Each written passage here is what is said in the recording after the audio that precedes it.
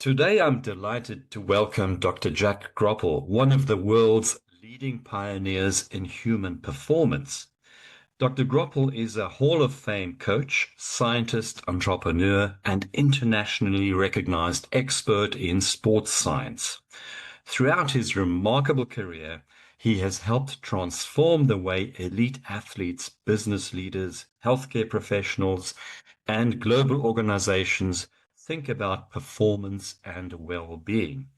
As co-founder of the Johnson & Johnson Performance Institute, he helped bring the principles of world-class athletic training into boardrooms and workplaces around the world, demonstrating that sustained excellence isn't about working harder, it's about managing energy more effectively. His life's work raises a fascinating question. What if the same principles that help athletes reach peak performance could also help many others live healthier, happier, and more meaningful lives? Dr. Jack Groppel, it's a pleasure to welcome you to Living to Be. Reno, it's such a pleasure to be with you. Thank you for inviting me. I'm looking forward to this conversation. The first question, what first sparked your fascination with human performance? Well, I mean, I think it was pretty interesting. Early in my career, I had the opportunity. I was one of the first people to ever use high-speed cinematography. This is with film, not video. Video didn't exist yet, with world-class performers, world-class athletes, and mostly tennis when I got started, but then I worked with the Olympics with 26 different sports. And early in my career, I started watching how they were accessing all of their talent and skill. In other words, they're very talented and very skilled, obviously, or they wouldn't be where they are. But it was the detail that they took, not only in training, but in self-care and in how they recovered and recaptured energy to access all of that performance. And then what really took me from the sporting world to the business and healthcare kind of world was that the world-class athlete, most of their involvement in their life is training. They're not competing all the time. So it's train, train, train, and they compete maybe 10% of the time. The organizational person or the person within a organization, they don't practice. They perform, perform, perform, and very little time is spent training. So I'm going, are the principles applied? And in 1983, I trademarked a term called the corporate athlete. What is the difference between a high-performing athlete and a high performer, a high achiever in the corporate world? Well, there's the obvious physical skill. I mean, so we want to get beyond that because a lot of people, when they're listening to a podcast like this, well, I'm not a world-class athlete, uh, but you are a world-class performer.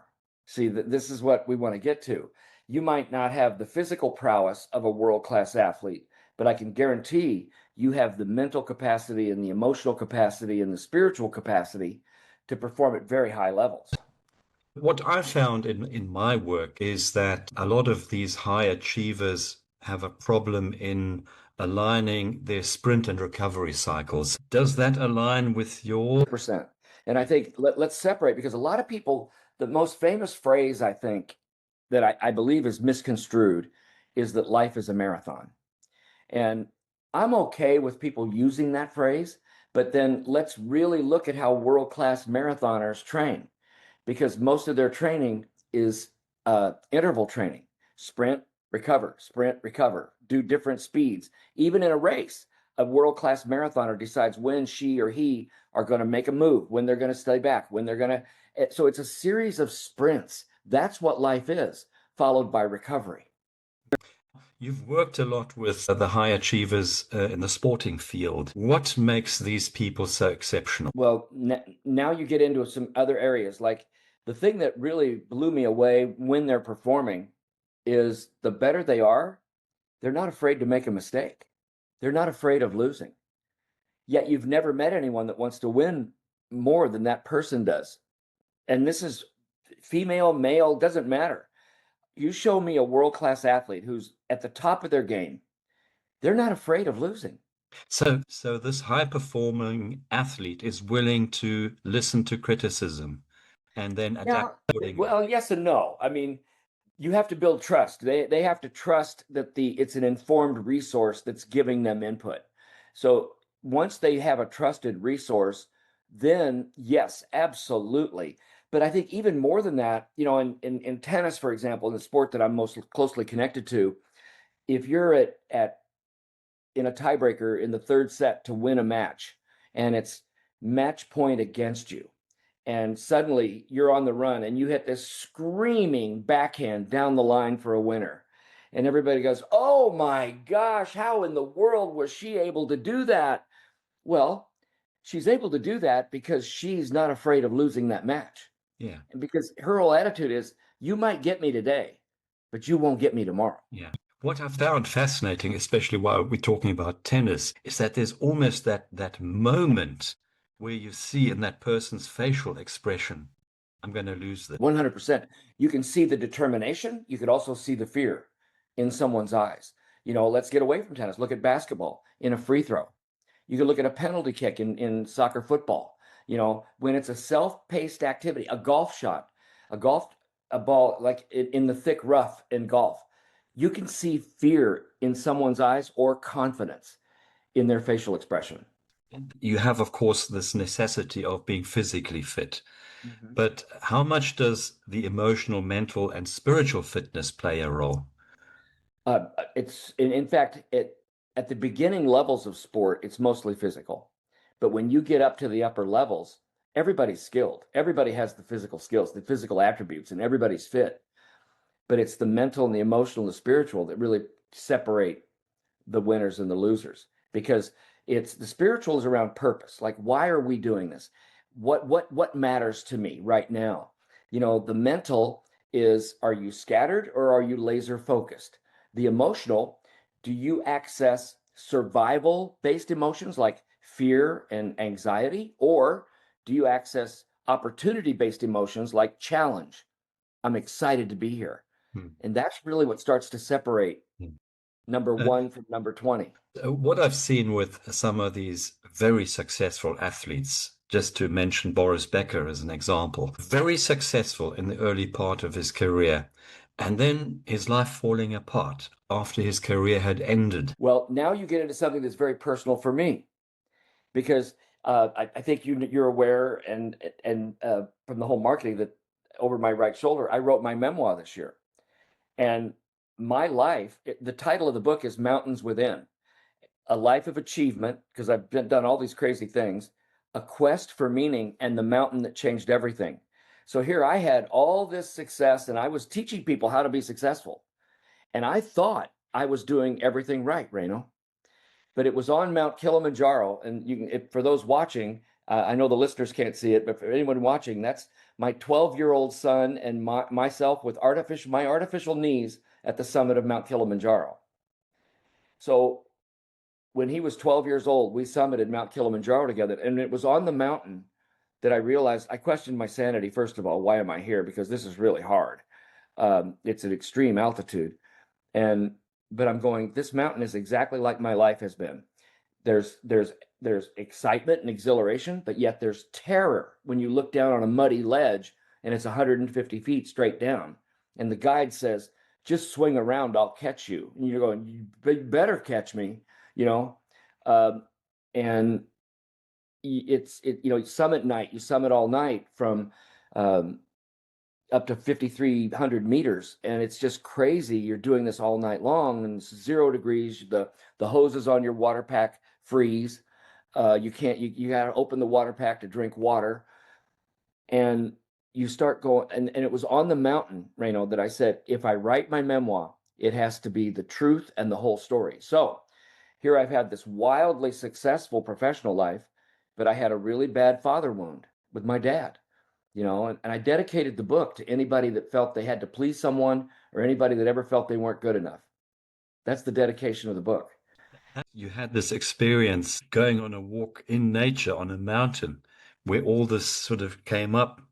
And I can Yes. totally relate because when I did my first pilgrimage walk in the Pyrenees, I got lost in a mountain in the Okay. cold at night, and I had an existential experience, literally. So I can really relate to that experience. Yeah, it does happen. And And so I hear I was this young man. I was just a hard charger. I was very successful in everything I touched professionally, but I couldn't keep a relationship together. And then um, in God's infinite wisdom, I love to say that God has a sense of humor because in my 50s, I went to China by myself. My wife couldn't go with me, and I adopted a son. So here I am in my mid 50s, basically, and I'm in Guangzhou, China, and they put this screaming 4-year-old in my arms that really hates me, as screaming that he's being kidnapped. He can't speak English, and I can't speak Mandarin. And this is all in the book. There's a whole chapter dedicated to this because this is where my life flipped upside down. This is where all we had was tone of voice, touch, and facial expression. That's all we had. And God says, we're going to teach you two how to love each other. What an amazing story. And Yeah. that is a true story. There's an entire chapter dedicated to how I learned how to love in that situation. Let's get down to what ordinary people can learn from these experiences. Obviously, going back to high achievers in the sporting field, finding purpose in their sporting field. And we mentioned it earlier on, the ordinary 60-year-old woman listening to our show will be asking herself, well, what can I learn from this? Right. First, we're all ordinary. Even the world class athletes, they're ordinary. They've just figured out. In my book, I actually talk about the fact that luck is equal to opportunity plus preparation. So we're all here for a reason. And I mean, I believe that with my innermost cells of my body. We are all here for a reason. And what we need to do is we need to do the preparation part. So for people, I mean, I know you help people that have been away from their business or away from careers for a while and they're getting back in. Step back in slowly. I mean, it's the exposure to that stress very slowly. Put that toe in the water and then get recovery and then you'll grow. See, so we can talk about that, but I think the idea is that when when you prepare in your life, when you study, when you learn more, and then when opportunities arise, you'll be ready and you can walk through those doors. And some people might call you lucky, but you're going, yeah, I was lucky, but in your heart, you prepared for that moment.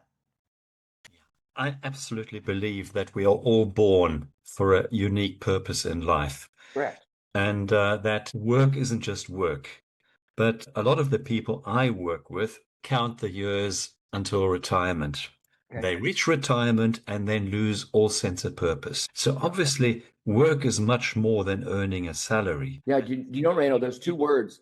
There's two words in the original Hebrew language that don't exist, and they're English words. Do you know what they are? Retirement and vacation. Yeah. They don't exist in the original Hebrew. Do you know why? They weren't needed. Retirement, as you aged and got further along in your life, you had a different role in the tribe. Vacation, they worked their whole lives were all around the seasons of the year. So they had not natural oscillations to recover and recapture energy. That's not how we live our life in today's world. We're like that. We're like when we were little kids. Remember when we got to a body of water and we tried to find the flattest rock so we could skip it as far as we could across the water? That's how we run our lives. We're just skimming across the surface of life and we can't go deep because we're just skimming the surface of life. We're like that rock. But when you slow down, by the way, when the rock slows down, it sinks, it goes deep. And when we slow down and recover, we have the opportunity to go deep and really understand who we are as human beings. And I mean, Reno, my background, I should have been a farmer. All my family are farmers. Yet I mean, you gave my bio. I mean, that certainly didn't happen. I'm the furthest. I couldn't drive a tractor now. I learned first vehicle I ever drove was a tractor on my grandpa's farm, Interesting. but I couldn't drive a tractor now. Life takes us on different paths, and if you open yourself to what I call the whispers of the universe, it leads you where you need to go. Exactly. That's that opportunity plus preparation. But we And have to do our part. how do you create resilience?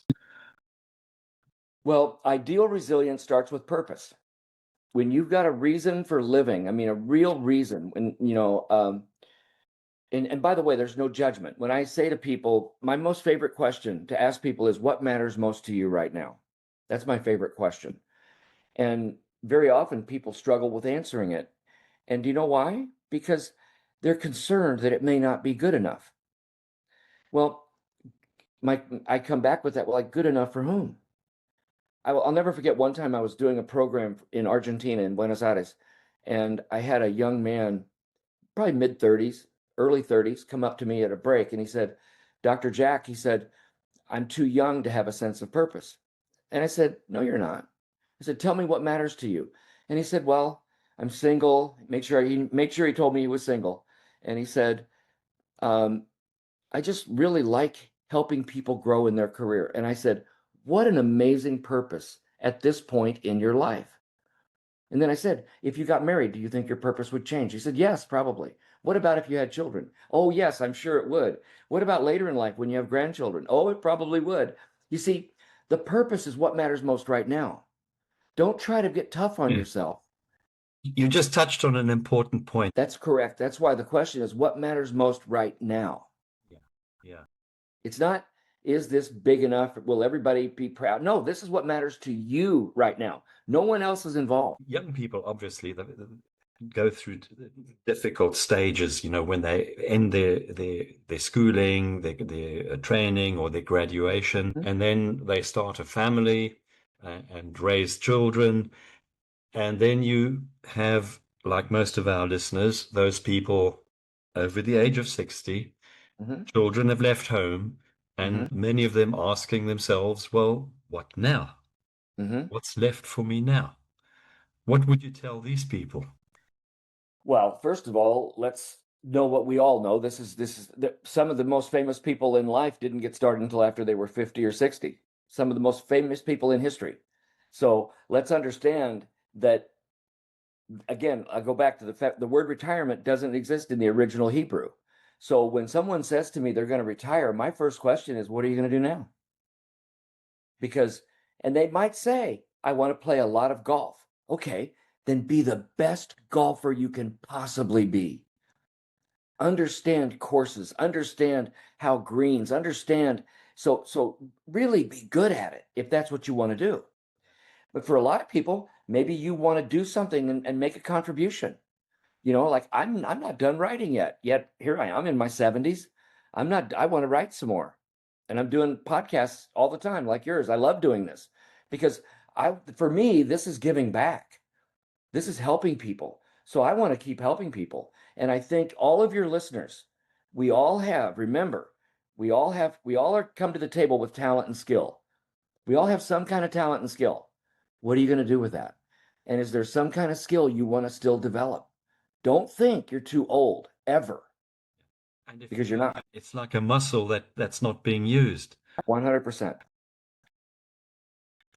Is there an ideal habit or routine you would recommend to people who are telling themselves, well, I'm not a fit young athlete. What can I do to maintain, first of all, mental and emotional health? Yeah.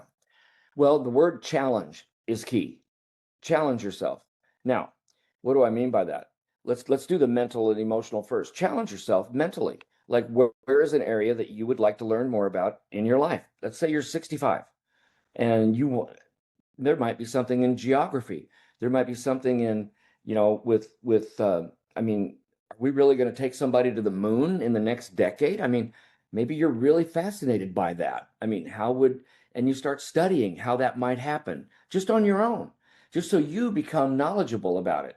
There might be something about geology. You might live in a part of the world that, if someone in the United States lives near the Grand Canyon, for example, I mean, which is just all these different layers of sediment, and you might want to understand that. I mean, there's no judgment. It's what you want to learn, but challenge yourself mentally, challenge yourself emotionally, challenge yourself to, like, if you struggle with patience, and it's easy for us too, because we see the Gen Zers and the younger kids, and they're on their phones 10 hours a day, and we get upset and everything else. How could you contribute to that generation? How could you help them? See, don't give up on them. See, that's my concern. Don't give up. What could you do to be better to help them grow? Like I was obviously an older father. My son now is 21 years old, the one that was adopted in China. And he and I are really, really close. And the conversations that I'm able to have with him right now are incredible. And I truly believe that when I'm gone, he'll be an incredible contributor to the world. I don't know what he's going to do. I have no idea. He's still in college. But this is where I challenge. And then physically, if you started this question with I'm unfit, who's the listener? If you're unfit, how are you going to challenge yourself physically? It doesn't have to get, you don't have to get, you don't have to create a New Year's resolution. You don't need to do, it's what do you need to do today to do a little bit more than you did yesterday? Yeah. Just a little, just a little. Yeah. You must be aware of that study on the connection between dementia and those people getting dementia in old age and those not. They found in the study that people learning to play a musical instrument, learning a new language, created resilience against dementia. See what that does? It creates a challenge mentally. So you rewire the brain is rewired for the instrument, for singing, for the anything you like. If you want to learn knitting, if you want to learn tennis, like I played tennis for an hour before we started this call today. Looking back on your long career, what advice would you give your younger self, your 20-year-old self?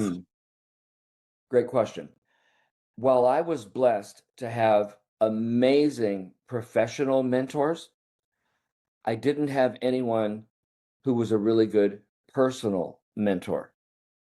So this is where I had my hard charging father. He was an alcoholic. My father believed spare the rod, spoil the child. And he and I had a very difficult relationship, and he wasn't very nice to my mother. So I was never role modeled a healthy relationship between a man and a woman. I never was. So do I just, why did I get married? Because I was supposed to. I mean, it's the weirdest thing in the world as I look back on it. So I would say to my younger self, find a mentor who can feed into your personal life, your heart and your soul, and help you understand what unconditional love is. Like, what is agape love? What is that? And I would find a mentor to do that.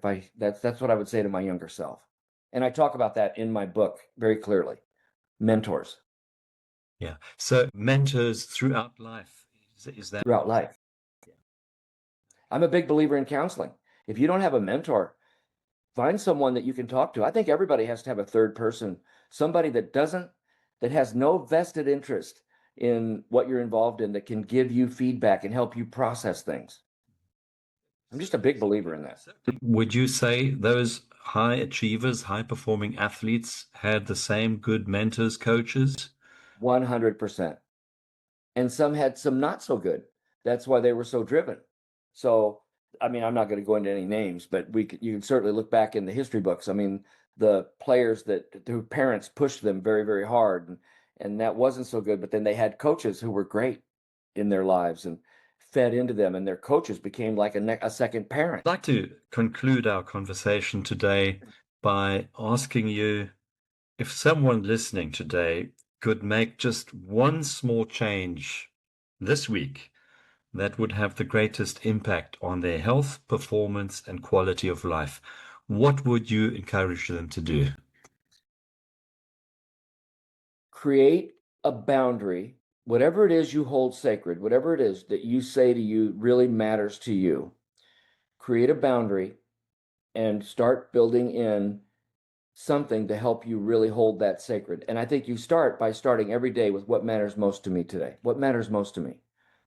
And it might be my health, it might be connecting with friends, it might be I'm traveling to I'm starting a new business. I'm starting something new. What matters most to you right now? And calibrate your day with what matters most to me, because it's pretty amazing when you really just sit with that question and then build margin so that you can live it, and then create boundaries to protect it. That's great advice, because there's this saying, do others dictate your daily agenda, or do you? There you have it. There you have it. That's well said. Such a pleasure. Thank you for having me.